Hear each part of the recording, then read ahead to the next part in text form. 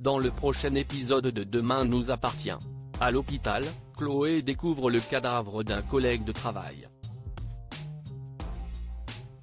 Camille ne voit pas plus loin que le bout de son nez. Manon découvre une nouvelle facette de Nordine. Attention, les paragraphes qui suivent contiennent des spoilers sur l'épisode de Demain nous appartient diffusé demain soir sur TF1. Si vous ne voulez rien savoir, ne lisez pas ce qui suit. Vendredi 23 février dans Demain nous appartient. Jordan est soupçonné de meurtre après avoir fait la fête avec la famille et les amis pour célébrer le retour de Gilles en pleine forme et innocentée. Chloé s'est levée tôt pour son dernier jour de stage à l'hôpital. En arrivant sur le parking, elle téléphone à Alex qui la met sur haut-parleur. Gilles et Cécile lui confirment leur plan pour leur voyage de noces. Chloé sort de sa voiture et interrompt soudainement sa conversation téléphonique. Au volant d'une ambulance, elle découvre le cadavre de son collègue Alban.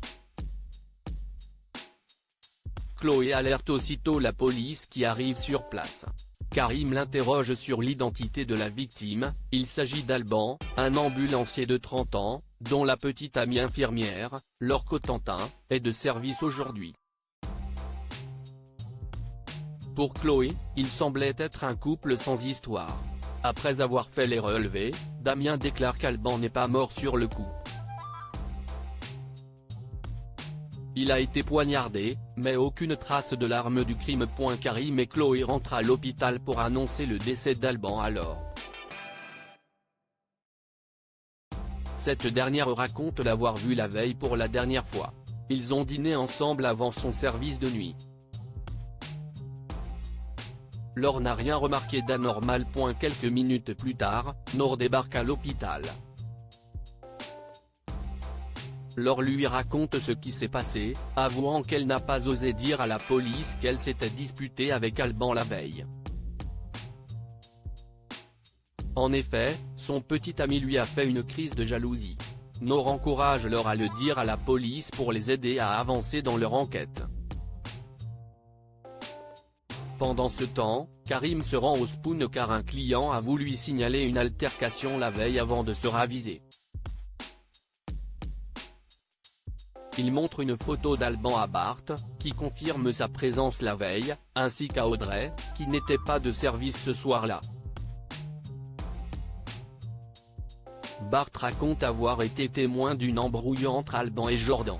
Alban s'est emparé du téléphone de Jordan et l'a éclaté par terre. Jordan l'a ramassé, puis est parti.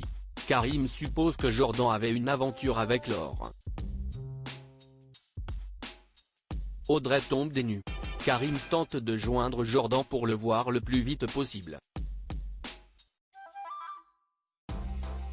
Au commissariat, Laure avoue à Karim et Martin qu'elle a une liaison avec Jordan depuis quelques semaines et qu'Alban s'en est rendu compte la veille en fouillant dans son téléphone. Alors qu'Alban est parti travailler, Laure est rentrée chez elle. Jordan l'a rejointe et ils ont couché ensemble.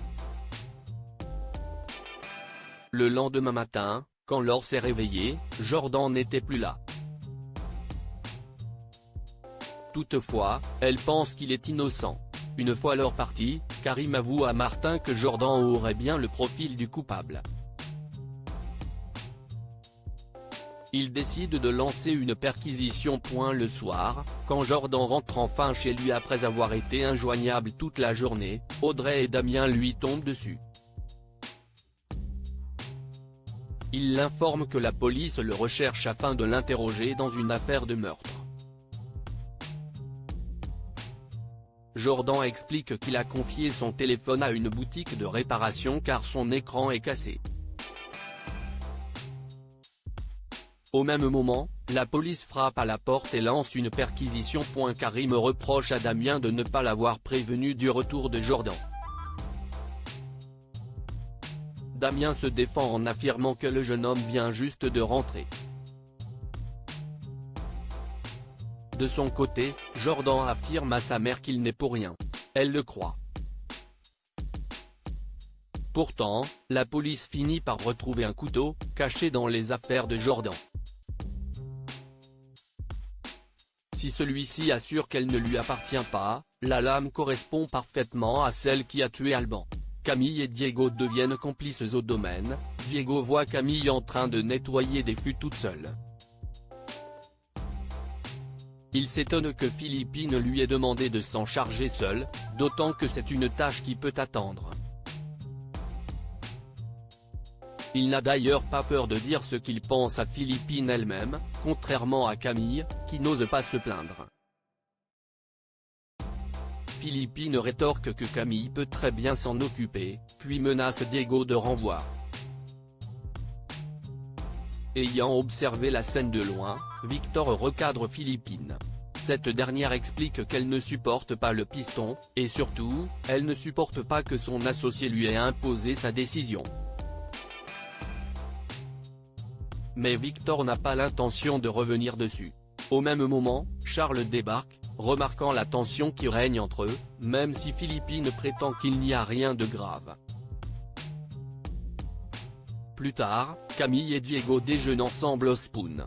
La jeune fille le remercie d'avoir pris sa défense quitte à perdre son job.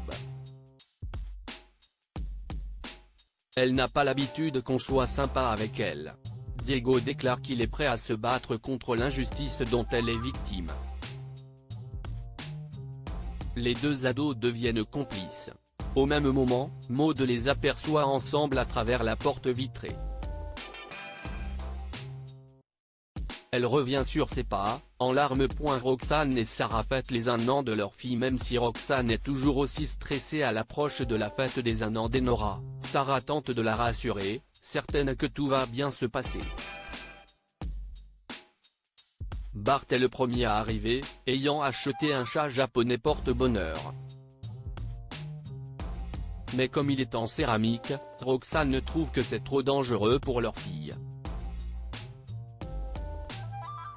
Avec humour, Sarah pointe du doigt les contradictions de son épouse. Pendant la fête, Sarah remercie tous ses amis d'être présents. Elle en profite aussi pour souhaiter en avance l'anniversaire de Violette.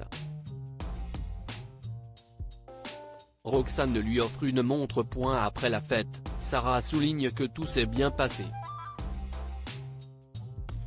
Elle explique à Roxane qu'elles ne pourront pas toujours protéger leur fille, mais qu'elles seront toujours là pour l'aider à se relever.